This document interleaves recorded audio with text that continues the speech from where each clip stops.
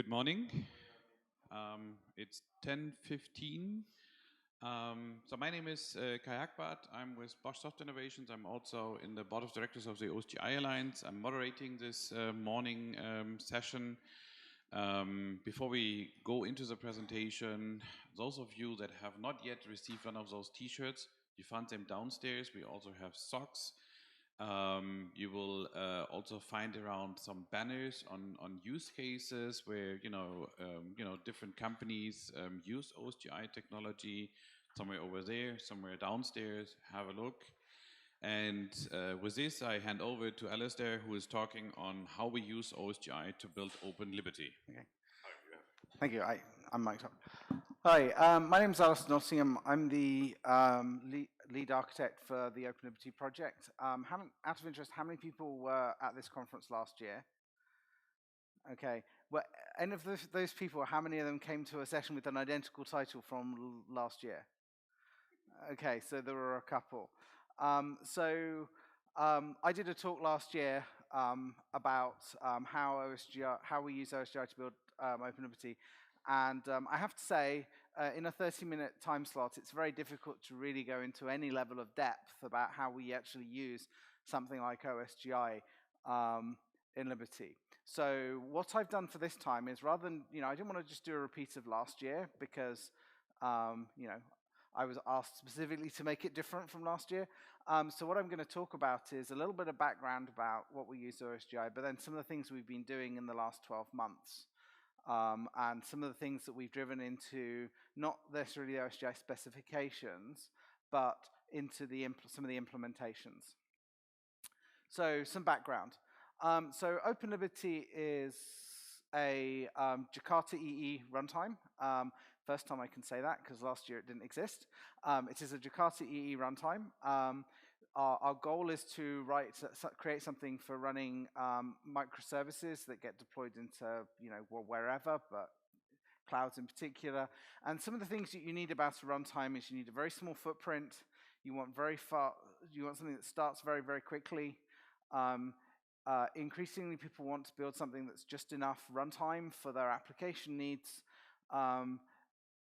I'm going to say dynamic, but actually with the prevalence of Docker, whilst our runtime is dynamic and that's good for development, it's not actually used in production because Docker containers are pretty immutable, but also easy to use. And we started with Liberty in about 2010. And we were trying to look at how best to deliver on these goals. And we chose OSGi as kind of the core enabling technology. And one of the reasons we chose OSGi was because of the modularity system. What it allowed us to do was build this kernel based on OSGi, based on Equinox, that has features, and we could configure features which would enable a set of bundles to be installed into the runtime to provide that capability. And the nice thing about the OSGi standards is there were standards that covered almost, not quite, almost all of what we needed. So we use subsystem features in order to define the feature with some extensions, but we essentially use them. They install bundles into an OSGi framework. We use metatype to describe our configuration. We use declarative services to orchestrate the startup of the runtime. The nice thing here is if you configure the server and say you only want servlet 4 capability, we can just install the bundles into the JVM for servlet 4.0. And if you do JSF 2.3, we can know that JSF 2.3 depends on servlet JSP 2.2, which depends on servlet 4. Servlet 4 needs an HTTP stack. That's another feature. And we can orchestrate and build up the entire runtime and start it. And I just realized I shouldn't have used that logo because that's the commercial product that's built on Open Liberty, and this is the Open Liberty pitch. So sorry. So for configuration, we actually went through a lot of iterations in the early days on talking about how best to do configuration. And the one thing that we absolutely agreed was that from a runtime perspective, we were going to use declarative services. And declarative services has very nice integration with configuration admin for receiving configuration into components. The way configuration admin works is you get a dictionary of properties. Unfortunately, it's a dictionary for historic reasons, not a map. Some framework, some APIs are still stuck in the 1990s. It's a dictionary, and it's just a simple name-value pairs, and that very naturally maps to things like properties file. So one component, one properties file. But if you end up going with just using properties files, you end up with an explosion of files on the file system that people need to create and manage and understand that really reflects your internal architecture. And that became very unwieldy, and it made it difficult for us to do some of the things we wanted to do. So what we actually ended up doing is we ended up choosing XML as the format because we could encode everything in a single XML file. And then every single element is effectively the configuration for an individual DS component, and every attribute on that element ends up being an attribute in the map. And that's a very simple mapping, and we use metatype to then describe what goes into each attribute, and we can map that into XML schema. So we don't use XML schema in our runtime at all, but a lot of tools like Eclipse like schema for understanding how XML documents are described and to be able to configure and understand them. So in summary, metatype, that element feature manager is described in metatype. Each feature is an attribute. In this case, it's an attribute where we support multiple values. We allow that to be then encoded as a text child element. Declarative services, that's not correct, describes the component, not the config. So declarative services describes the component. Startup will initiate the component, and then config admin our config admin implementation passes the XML, provides that configuration to Felix SCR, and then Felix SCR delivers it to the component. The feature here, which is Java EE 8.0, we don't yet have we didn't, when I wrote the slide, have a Jakarta EE 8 feature, despite that's what we implement. That is a subsystem, an OSGi subsystem feature. We've added some additional metadata that provides additional information for our runtime, specifically around how it interacts with the Jakarta EE model, which is a very different model from OSGi. HTTP endpoint, that's a set of declarative services component that says listen for HTTP ports, and then the web application element is another DS component that says start an application, and here's the configuration for it. Now, the OSGi class loading model is very simple, and it's very nice, and it's very constrained. And Jakarta EE has a class loading model which is very different. And whilst it is in theory possible to map every single component in a Jakarta EE class loading space into an OSGi class loading space, it is in practice impossible. Logic, in theory, you would think that you can do it, but not everything that is allowed in Jakarta EE can be directly expressed via OSGi bundles. So we don't do that. What we do instead when we're doing the application class loading space is we have our own class loaders, and then we bridge from our class loaders for the application space into the OSGi network using something we call a gateway bundle. And what the gateway bundle does is it essentially has a dynamic import package of star, so it can see absolutely anything, but we install that into a special region specifically for applications. So what that means is that we can keep our internals over here not exposed into the application region, which is then not exposed up to the application area. And this gives us the ability to isolate our internals away from the application space. That's one of the pieces of metadata we have in the subsystem features that is kind of not as part of the standard. Is we have metadata that describes what should be visible to this application space. And if it's not specifically said as this is something that's available to applications, it's not available. And one of the really nice things about this is we can include open source libraries that then people want to use in their application, and they have absolutely no cross pollution between those two things. If you compare that to, a flat class path model, which is popularized by some modern application frameworks, if your framework decides it's going to use a certain version of an open source dependency, you have to use that version of the open source dependency, whereas we can completely hide and isolate all of that from your application. Which is great, because we don't necessarily update our copies of the runtimes at the regularity that our customers would like to. And sometimes we go faster than they would like to. So that's kind of the background. That's kind of potted what I talked about last year. So what we've been doing this year is we've been looking at how can we get our startup to be faster. So this is startup to first request. So if you have an application installed and we're trying to drive an HTTP request to the application, the entirety of the startup of that cycle. And part of the reason that we wanted to improve this is we want to get the startup, to be honest, my goal is not expressed in terms of a second. It's actually sub-second. It's under a second. But we wanted to get the server runtime to start up as close to half a second as possible. And the reason we'd chosen half a second was because when you're dealing with microservices and you're trying to do dynamic scale in and scale out based on demand, you want to be able to provision a new instance of the application in a Docker environment very, very quickly.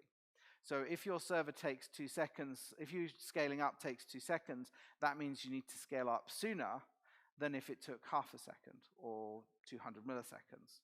Now, I'm not going crazy. I'm not thinking that 200 milliseconds for a JVM app-based application like a server is likely to happen anytime soon. But we were saying, okay, if we can get this to significantly faster, then it's a much better proposition in those environments. So we set a very aggressive goal of half a second. I like aggressive goals because if you set an aggressive goal and people get two-thirds of the way there, unless you're a completely unreasonable person, you're going to be very happy when you get two-thirds of the way there. If, on the other hand, you think, well, I think we can get to this point, and you only get two-thirds of that, then you're going to be disappointed. So we set an aggressive target, not because we necessarily expected to meet the aggressive target, but because by setting an aggressive target that we didn't think we could achieve, it would force us to think about different things than we would usually have thought about and look at the problem in a new way. And over the course of the year, we've essentially halved the startup time. So the way we halved the startup time, broadly speaking, is we did a whole load of performance improvements through Equinox, the Equinox regions implementation, the Equinox metatype implementation, into Felix SCR, configuration admin, and which is our implementation, and subsystem features. And I was kind of going over this in preparation for the talk with the person who did it. And when you're going through a process, and the process has taken 6 months of working out all of these things, and then at the end of the 6-month period, you're trying to distill as to what are the things that we really did there, you quite often can come up thinking, well, that only amounts to really 4 things. We just replicated that in 15 different places, and that's how we got there. So a lot of the things that we learned and lots of the improvements we delivered were essentially like that. So some of the things that we found are expensive. Calling find entries on a bundle is expensive.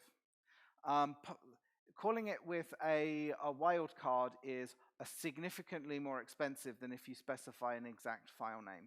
Trying to do recursive directory searches using file entries is expensive. And the reason is because when you're looking through a jar file or a series of jar files for this call, you have to iterate over the entirety of the index of the jar file. So if that jar file ends up being large, you're basically having to read the entire index as opposed to saying, I know exactly which entry in the index I'm looking for, and then I can go and get get that file. You actually have to check every single entry in the index, and that adds up. And if you've got a small OSGi application, that doesn't necessarily add up to a massive amount. But when you're talking about 786 different bundles potentially being engaged by the runtime, that very, very quickly adds up. XML parsing is expensive. I don't think that's a surprise to anyone. Text processing is expensive. Opening files, lots of files versus one file, that's also expensive. Case-insensitive matching. OSGi filters are case-insensitive matches. I'm checking with BJ that he doesn't disagree with me. They're case-insensitive. So that's actually turns out to be expensive as well, because you have to do the way, well, Equinox's implementation is expensive, because the way that handles it is it creates a dictionary of case-insensitive keys to the values, and that's because you have to preserve the case, but when you fetch, you want to ignore case, so you need to make sure you have a hash code that's consistent. And what we found was that meant that every time you put something into the map, we had to compute a hash code. There was absolutely no hash caching going on, and that hash code is actually expensive to compute when you're doing it hundreds and hundreds and hundreds and thousands of times during server startup, which we were. So what we did in that case is we went into Equinox and we decided we're going to cache the common keys. So there's like 130-ish keys that are very common in these dictionary maps and are used over and over again. So instead of recomputing those keys over and over again, we just basically said, okay, we'll cache them into, we'll cache the well-known ones, and then everything will be much, much faster. The first implementation was with a map. So we had a map that was trying to go from key to key. So you lowercase the key, you get it out of map. It turns out that's actually really expensive, and that ends up being more expensive than not having the cache. So what we ended up doing is we have this big, in Equinox now there's a massive switch statement that does a switch on string, and it switches onto the common keys, having to lowercase it, and then it returns the cached version, and that is significantly faster than anything else, and that had something like 100 millisecond effect on our startup time. And whilst if you say 100 milliseconds, it sounds like it's a tiny amount. It is a tiny amount, but it's also 10% of our goal. So almost everything that we were doing, every single change we did in the runtime, didn't by itself have a massive effect, but it was by adding up multiple improvements that reduced the startup time by 50 milliseconds or 100 milliseconds that we actually ended up getting that second. I have a colleague, we had a colleague who worked on our team who no longer does, who was a very keen person on micro performance improvements. Because their point was, it might seem insignificant to go after the really small things, but if you get enough of the small things, they're usually quite cheap to get. They very quickly add up, whereas the big things that give you like a 50% reduction overall, they tend to be much harder to find and fix. We also found, we haven't actually done anything to solve this yet, that reflections to find methods on declarative services is actually really expensive. The reason we haven't fixed it yet is because it turns out all of the ways we've tried to fix it are actually more expensive than doing the reflection. So that's not great. We know that there's a cost here. We don't know how to fix it. Yeah. And there's a really interesting thing. How many people here have used declarative services? Okay. How many people use annotations for defining their activate method? Did you know that there is no guarantee that the method you activate is actually the method that will be called? You're giving away the punchline, BJ. So if you only have one activate method that matches the specification, then it's guaranteed. But the spec doesn't say your method that's annotated activate will be called. What it says is, if you do activate, if you have a method annotated activate, we'll take the method name, we'll stick it into the DS configuration XML, and then at runtime we'll use that to find the method. If you happen to have the overloaded method, you have an activate that matches with higher precedence, that one will be called instead of the one you annotated activate. Now, I am fairly certain, and I had this conversation with BJ, and BJ pointed out, there is absolutely 0 people in the world who have written their code like that. Okay, fair enough. I'm not sure I'd go as far as 0, because I'm fairly certain there is a bloody-minded person who will make sure that is not true at some point. That would be me. But yeah, it is actually under the specification completely possible to write code like that. And when somebody does, they will be hunting around for ages, but why isn't the method I want invoked? Yeah, it's because you don't understand the DS specification well enough. So what did we do about all of this? So the biggest thing we did is basically we enabled caching. So when the server starts the first time, we have absolutely nothing in the work area. And as we read and start the runtime, we basically cache as much information as possible. So metatype, which defines our configuration, that's a whole bunch of XML files inside of jar files, and we fetch that information, we parse it, and once we've parsed it, we build a single binary file which we stick into the work area, and then next time round, we basically go and fetch it. If we add a new bundle, we invalidate it and we rebuild it. If somebody updates a bundle, we invalidate it, we redo it. But what we tend to find is that very rarely are people making changes to what bundles are in a runtime versus people restarting it exactly how it was before. So that gets you a significant improvement, and the fact that you have to take the full expense is actually a simpler code to write than trying to reconcile the current runtime with the binary cached file. The way we write a binary cached file is we basically use the data input stream and a data output stream. That ends up with a file that no human can read, but it's very easy and it's very cheap for the Java code to read it in runtime. And by having one file, we only need to open one file. That one file is much more likely to be in a contiguous block on disk, which means that reading that file in is going to be much more efficient than if it was hundreds of files in a directory. That goes back to opening and reading many files versus one. It's better to read one file than many. We also found that our config admin implementation, somebody had made a decision quite some time ago that for every dictionary, when it saved it, what it would do is it would save that dictionary to disk by using Java object output stream. This has always been something that has bugged me massively, because you should never use object input and object output stream for long-term storage of anything, and if you're writing it to a file, as far as I'm concerned, that's long-term storage. But it also turns out that initializing an object input stream and an object output stream is actually really expensive in the JVM, and it's expensive to the tune of 50 to 70 milliseconds on startup time. Again, doesn't sound like a huge amount, but if your goal is to get to 500 milliseconds, that's like 10% of your goal startup time, so that's definitely something you want to be removing.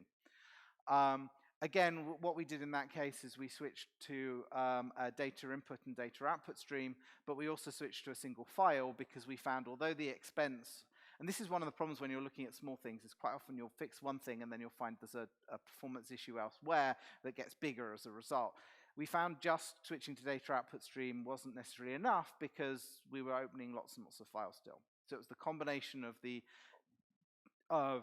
data input stream, and then we basically merged all of the configurations, so when we stored it on disk, we're storing it as a single file rather than one file per PID, which actually has a nice effect that we don't end up with files on disk with exclamation points in the file name, which unfortunately on some file systems is considered a special character and makes it harder to read.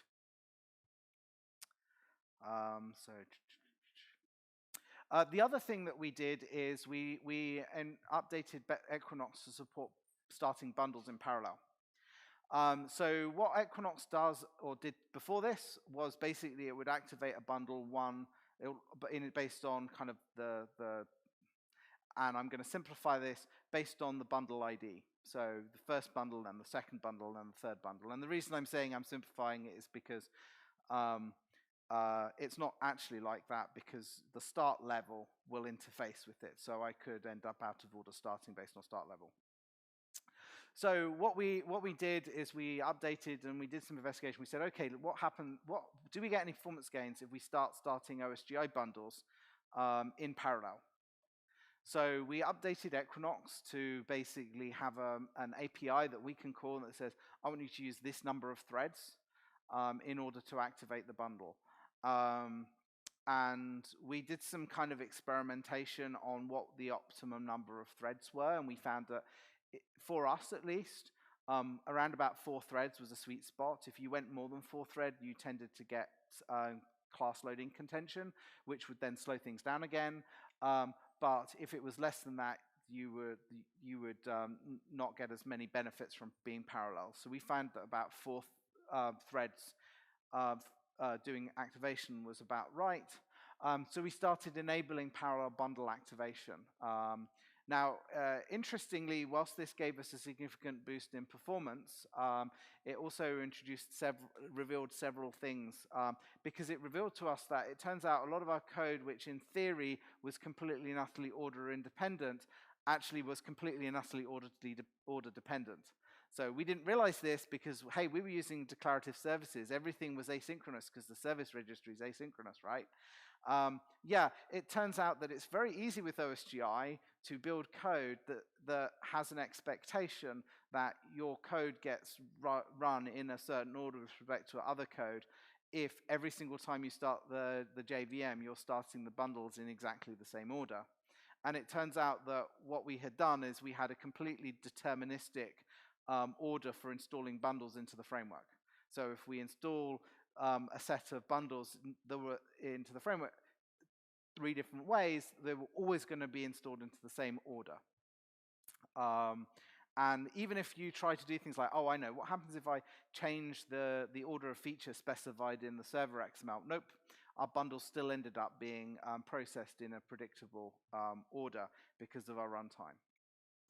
So some things we learned. Well, one thing I did cover last time, shutdown is not as simple as stopping the framework. Statics and services don't mix. We use the build tools. DS and config admin are really good.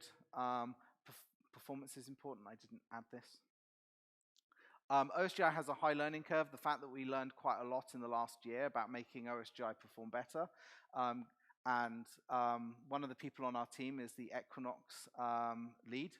And he's been working on OSGi, I don't think 20 years, but maybe 15.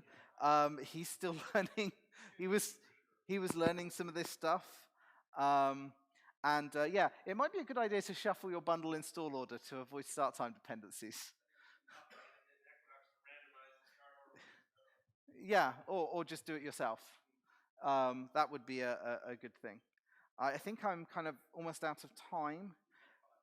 Oh, do I? I thought it was 30 minutes. Oh, well, I've planned too little content. So some things we're thinking about looking at in the future. Can OpenLiberty function without the OSGi modularity layer?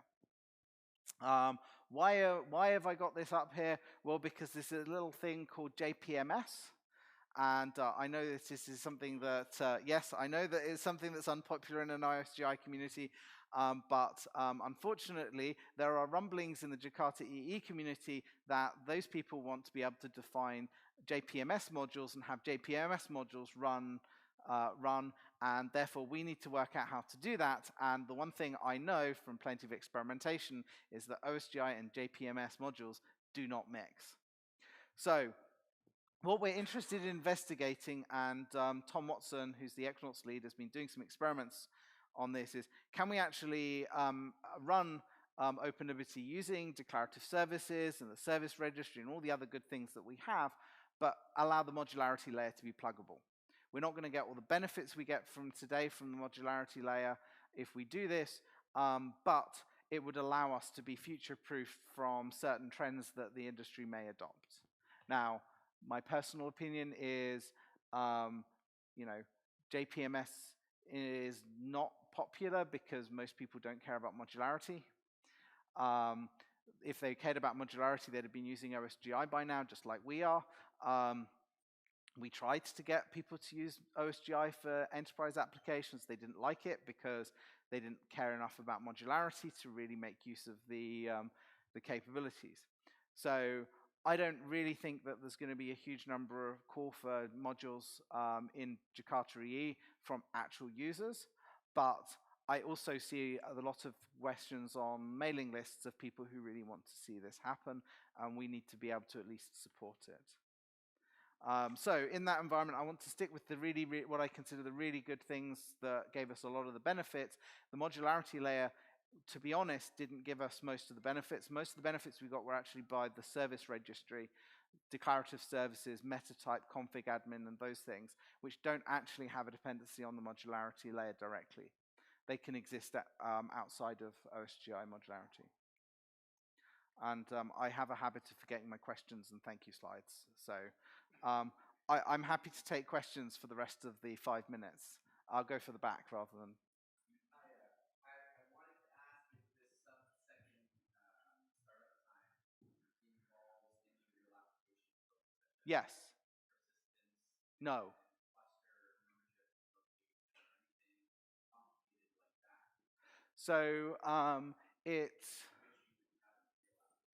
So it doesn't. That application doesn't include persistence. So if you do persistence, then the connecting to the database does tend to have an effect on startup. The reason we chose the benchmark we chose, to be honest, was because it was a benchmark being used by another runtime to show their sub-second startup, and we decided, well, we want to choose the same benchmark, and their benchmark with persistence takes them over a second. So if you add additional kind of capabilities, it does have an effect on startup. I actually have a chart which shows, roughly speaking, the effect of it. So if I have no features and no applications, we start up in something in the region of half a second, maybe 600 milliseconds, something like that. If you add features in, then it gets a little bit slower. If you add applications, depending on what's in the application, it goes up. I think that our application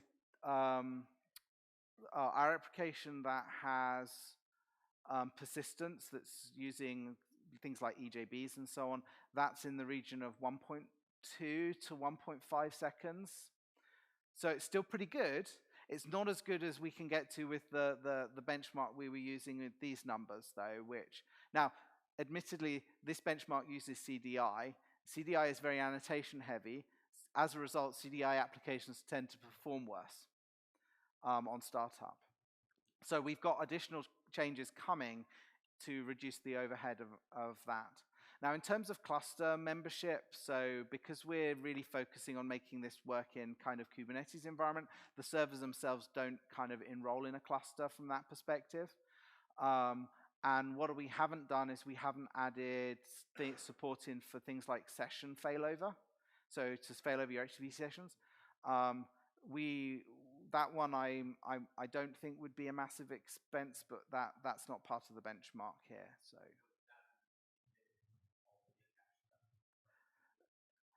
So there is actually no JCache in Jakarta EE.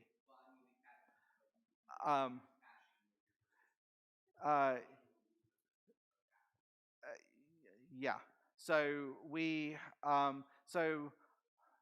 I do see people who use JPA and they just rely on the JPA runtimes caching as opposed to having an additional layer of caching in their application.